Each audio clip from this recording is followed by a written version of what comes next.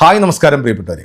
ഈ ഒരു വീഡിയോ എത്ര പേര് കാണും എന്നെനിക്കറിയില്ല. പക്ഷെ കാണുന്ന നിങ്ങൾ ഓരോരുത്തരും ഈ വീഡിയോ മറ്റുള്ളവരിലേക്ക് കൂടെ ഒന്ന് ഷെയർ ചെയ്യണം. കാരണം ഇനി ഒരിക്കലും നമ്മുടെ നാട്ടിൽ ഇങ്ങനൊരു ദുരന്തം ഒരു ചെറുപ്പക്കാരനും ഉണ്ടാകാൻ പാടില്ല.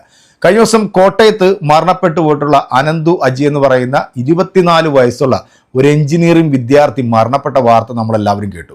പക്ഷെ ഇവിടുത്തെ നമ്മുടെ മുഖ്യധാരാ മാധ്യമങ്ങളൊന്നും ആ വാർത്ത ചർച്ച ചെയ്യാൻ തയ്യാറായിട്ടില്ല. കാരണം മരണപ്പെട്ടത് 4 വയസ്സ് മുതൽ RSS ശാഖയിൽ പോയി ആ കുണ്ടന്മാരിൽ നിന്നും പീഡനം ഏറ്റുവാങ്ങി OCD എന്ന് പറയുന്ന ഒരു അസുഖത്തിന് അടിമയായി അതിന് മരുന്ന് കഴിച്ചുകൊണ്ടിരുന്ന ഒരു വിദ്യാർത്ഥി സഹികെട്ടിട്ടാണ് ആത്മഹത്യ ചെയ്യുകയും ആ ആത്മഹത്യ കുറിപ്പ് ഇൻസ്റ്റാഗ്രാമിൽ പോസ്റ്റ് ചെയ്യുകയും ചെയ്തിരുന്നു. അതിനകത്ത് വളരെ വ്യക്തമായിട്ട് ഈ സഹോദരൻ എഴുതിയിട്ടുണ്ട് മരണകാരണം എന്താണ് എന്നുള്ളത്. പക്ഷേ ഇതിനെക്കുറിച്ചിട്ട് അന്വേഷിക്കാനോ ഇതിലൊരു നടപടി എടുക്കാനോ നമ്മുടെ നിയമ സംവിധാനങ്ങൾ ഇതുവരെ തയ്യാറായിട്ടില്ല എന്നുള്ള ഇപ്പോൾ ഞെട്ടിക്കുന്ന ഒരു വീഡിയോ ദൃശ്യമാണ് അനന്തു അജിയുടെ പുറത്തു വന്നിരിക്കുന്നത്.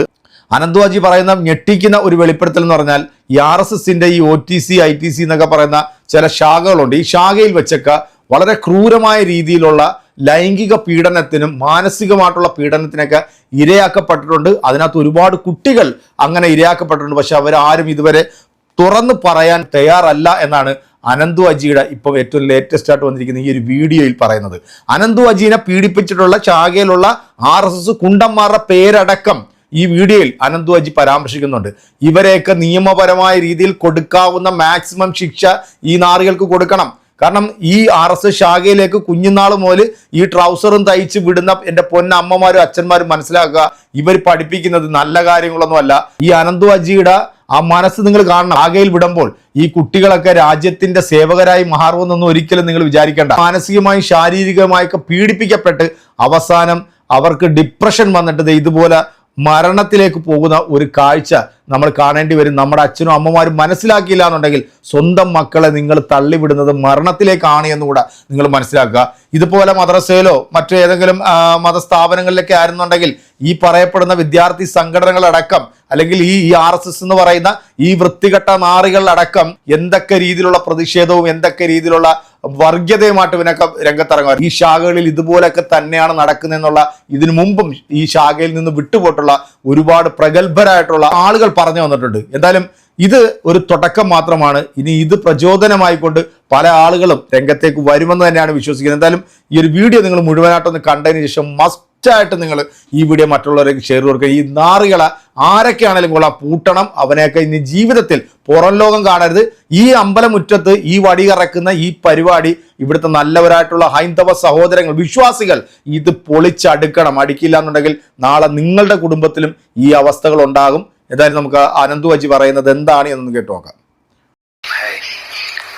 സെപ്റ്റംബർ 14, 10:26 സമയം ഞാനിന്നോട് വന്നിരിക്കുന്നത് എൻ്റെ മരണ വഴിയായിട്ടാണ്.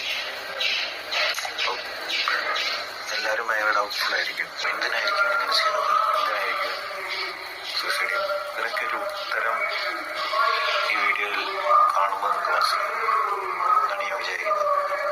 എന്നെ തന്നെ ഇൻട്രൊഡ്യൂസ് ചെയ്യാം. എൻ്റെ പേര് അനന്തു അജി. ഞാൻ 26 years old, working as A software engineer. കാരണം എനിക്കത് അബ്യൂസ് ആണ് എന്ന് മനസ്സിലായത് ഈ കഴിഞ്ഞ വർഷം മാത്രം.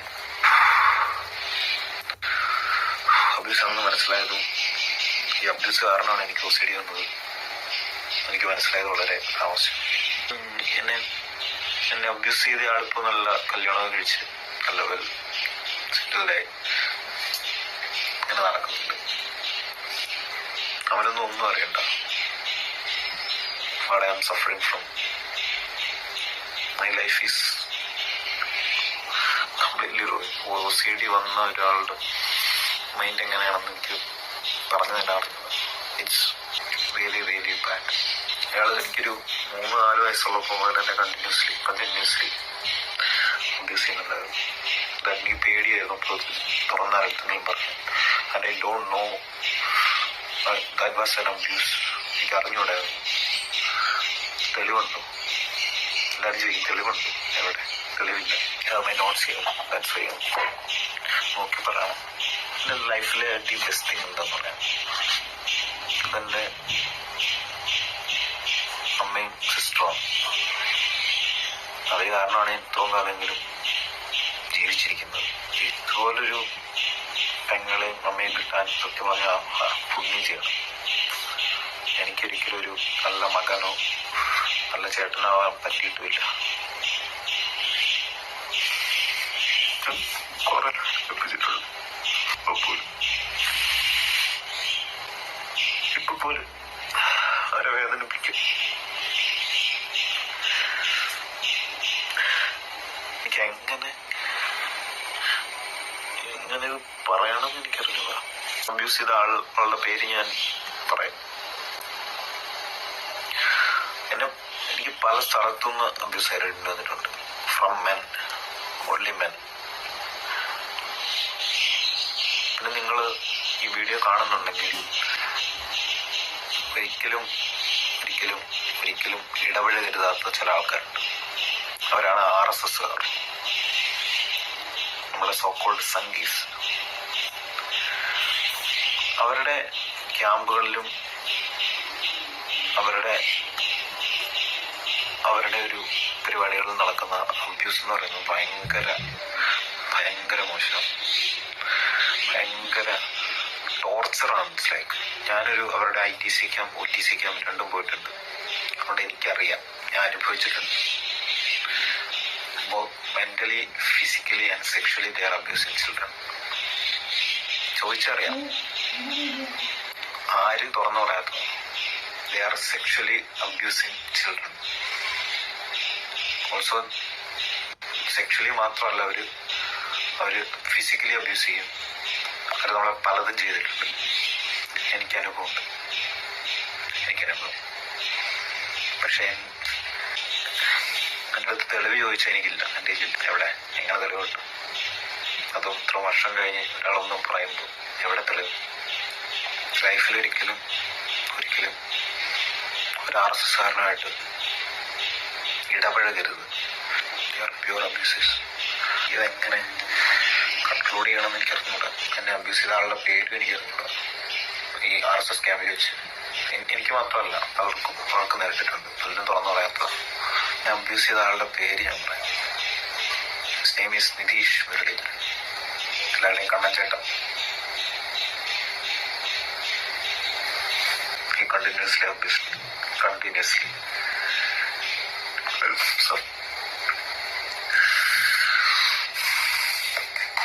എനിക്കൊരു അബ്യൂസ് ആണെന്ന് എനിക്ക് മനസ്സിലായത് തന്നെ കഴിഞ്ഞ വർഷം. ലൈഫ് ലോങ് റേപ്പ് ചെയ്യുന്നവർക്ക് റേപ്പ് ചെയ്തിട്ട് പോയാൽ മതി.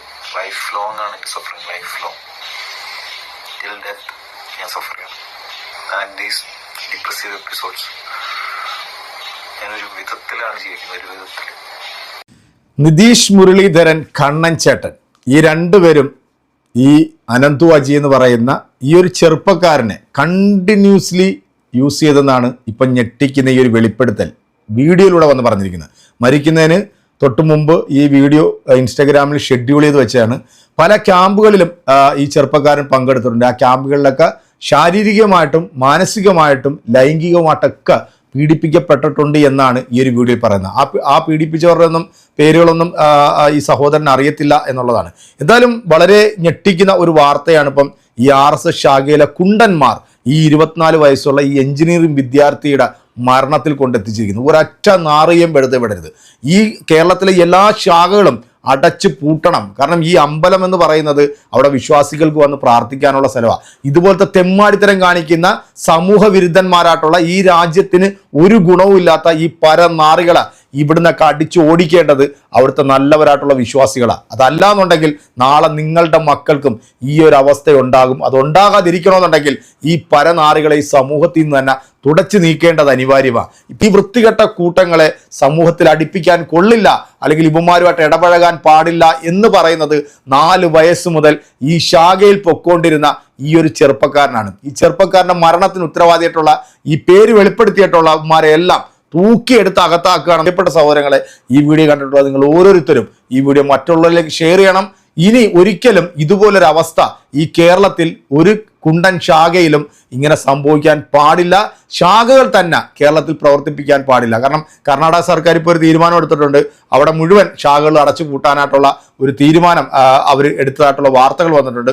സ്വാഗതാർഹം എന്നേ പറയാൻ പറ്റത്തുള്ളൂ. നട്ടലോടുകൂടി നമ്മുടെ ഭരണാധികാരികൾ ഇതിനകത്ത് ശക്തമായ ഒരു അന്വേഷണം കൊണ്ടുവന്നുകൊണ്ട് ഈ ശാഖകൾ പൂട്ടിക്കെട്ടാൻ ഇവിടുത്തെ പൊതുസമൂഹം അടക്കം നിയമ സംവിധാനങ്ങളടക്കം മുന്നോട്ട് വന്നില്ല എന്നുണ്ടെങ്കിൽ നമ്മുടെ കേരളം ഈ പരനാറികൾ കുട്ടിച്ചോറാക്കുന്ന കാര്യത്തിൽ ഒരു സംശയം വേണ്ട. നിങ്ങളുടെ അഭിപ്രായം അറിയിക്കുക. അടുത്തൊരു വീഡിയോ കാണാം.